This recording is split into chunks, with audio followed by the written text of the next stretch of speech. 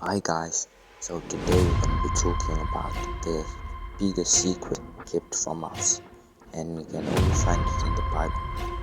It's the story of the Nephilim. So these guys were part human, part angels. Their mothers were humans and their fathers were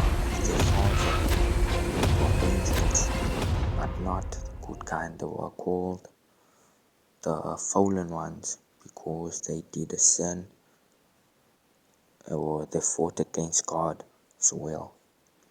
But most of these angels were watchers who were sent down by God or to just see what the humans were doing and to make sure that humans don't get into wars and all of that.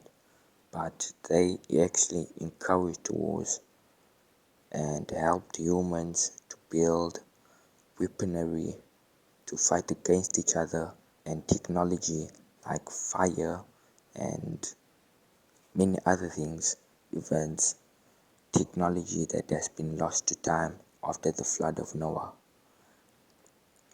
So, but we're not going to talk about them as their fathers would have been the watchers or the fallen ones, events that were wanted to be as gods, so they made false, like false gods in their likeness, so the humans at that time could worship them. That's why I get stories of like Zeus and Ra marrying human wives or having children with human wives. As you can see, examples of these fallen angels are still even today. Some people even celebrate these.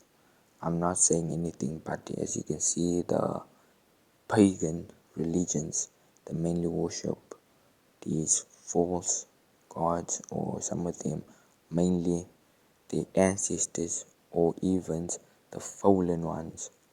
And out of the fallen ones, like Zeus, those Perseus, so out of those gods came children. And as you can see in Greek tales and around the world, Hercules, Perseus, most of those guys, they were like big, strong guys.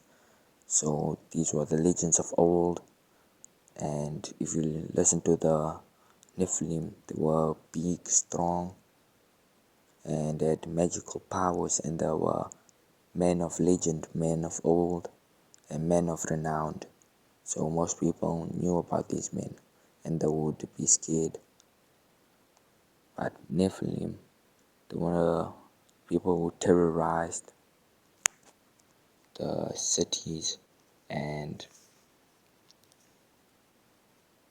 out of their father's knowledge, they crowned themselves as the lords and kings and deserved respect. If you didn't give them respect, they would eat you or they will kill you, either way getting killed.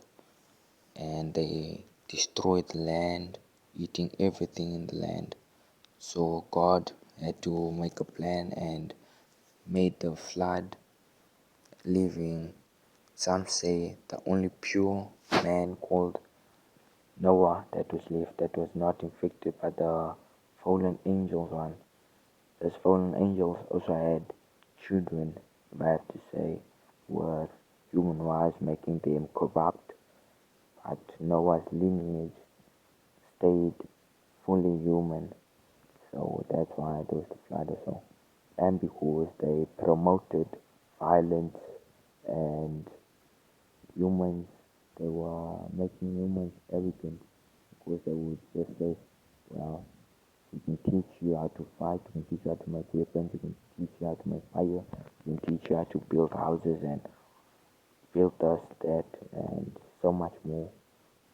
And they were starting to gain popularity. But the only one that we know of that was the latest one was David. So they had children with human wives, and some cultures they actually tried to kill them because it was not. Now, why is that important to the modern world? They teach us not to get greedy because of money, and also don't lay with things that are not of this world, or something that's not of the opposite sex or gender. Don't lay with it, including a man, how you would with a woman, or even things that are not human.